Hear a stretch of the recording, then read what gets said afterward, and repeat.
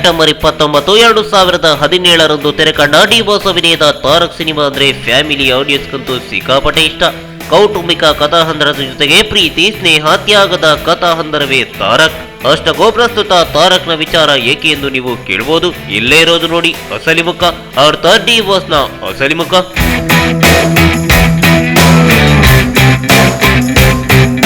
ಅಂದು ತಾರಕ್ ಚಿತ್ರದ ಶೂಟಿಂಗ್ ಆಗಿ ಚಿತ್ರತಂಡ ಮಲೇಷಿಯಾಗೆ ಹೋಗಿತ್ತು. ಅದು ಎಮೋಷನಲ್ ದೃಶ್ಯ. ಪ್ರೇಮ್ನಲ್ಲಿ ಜೈ ಜಗದೀಶ್, ದರ್ಶನ್ ಹಾಗೆ ಯಮುನಾ ಶ್ರೀನಿಧಿ ಇರಬೇಕಾಗಿತ್ತು. ಮೂವರು ರೆಡಿಯಾದ್ರು. ಡಿ ಬಾಸ್ ಮಧ್ಯದಲ್ಲಿ ನಿಂತಿದ್ರೆ ಅವರ ಮುಂದೆ ಜೈ ಜಗದೀಶ್ ಹಾಗೆ ಅವರ ಹಿಂದೆ ಯಮುನಾ ನಿಂತ್ಕೋಬೇಕಾಗಿತ್ತು. ಕ್ಯಾಮರಾನು ಫೋಕಸ್ ಆಗಿ ನಿರ್ದೇಶಕರ ಟೇಕ್ ಅನ್ನು ಅನೌನ್ಸ್ಗೆ ಕಾಯ್ತಿತ್ತು. ಈ ಮಧ್ಯೆ ಡಿ ಬಾಸ್ ಒಂದೆರಡು ಬಾರಿ ತಮ್ಮ ಹಿಂದಿದ್ದ ಯಮುನಾ ಅವರನ್ನು ನೋಡಿದ್ರು. ಆದ್ರೂ ಯಮುನಾ ಮಾತ್ರ ಸುಮ್ಮನಿದ್ರು.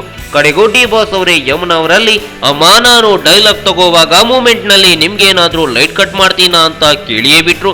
ಈ ನಮ್ರತೆಯ ಮಾತು ಕೇಳಿದ ಯಮುನಾ ಅವರು ಒಮ್ಮೆ ದಂಗಾಗ್ಬಿಟ್ರು. ಮೊದ್ಲೇ ಅದು ಎಮೋಷನಲ್ ಸೀನ್ ಬೇರೆ. ಅಂದು ಯಮುನಾ ಅವರು ವಿದೌಟ್ ಗ್ಲೀಸರಿನ್ ನಲ್ಲಿ ಅತ್ತೇ ಬಿಟ್ರು. ಹೀಗಂತ ನಾವು ಹೇಳ್ತಾ ಇಲ್ಲ, ಸ್ವತಃ ಯಮುನಾ ಅವರೇ ಡಿ ಬಾಸ್ ಬಗ್ಗೆ ಹೇಳ್ಕೊಂಡಿದ್ದಾರೆ.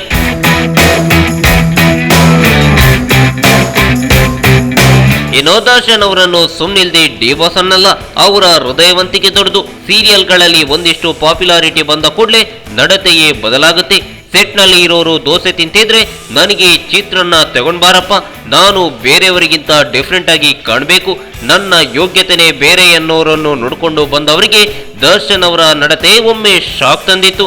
ಇಂತಹ ಮಹಾನ್ ವ್ಯಕ್ತಿ ಒಂದು ಕ್ಯಾರೆಕ್ಟರ್ ಆಕ್ಟರ್ಗೆ ಹಿಂದೆ ತಿರುಗಿ ಅಮ್ಮ ನಿಮ್ಗೆ ಲೈಟ್ ಕಟ್ ಮಾಡ್ತಿದ್ದೀನಾ ಅಂತ ಕೇಳಿದ್ದು ಲೈಫ್ ನಲ್ಲಿ ಮರೆಯಲಾಗದ ಮೂಮೆಂಟ್. ಅದನ್ನು ನೆನಪಿಸಿಕೊಂಡಾಗ್ಲೇ ಖುಷಿಯಾಗುತ್ತೆ.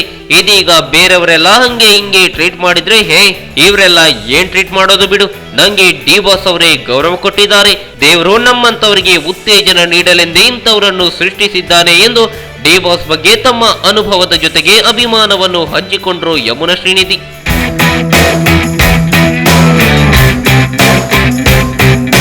ಈ ಮಾಹಿತಿ ನಿಮಗೆ ಇಷ್ಟ ಆದರೆ ಕೋಸ್ಟಲ್ ಕನ್ನಡ ಪೇಜ್ಗೆ ವಿಸಿಟ್ ಮಾಡಿ, ಸಬ್ಸ್ಕ್ರೈಬ್ ಬಟನ್ಗೆ ಕ್ಲಿಕ್ ಮಾಡಿ.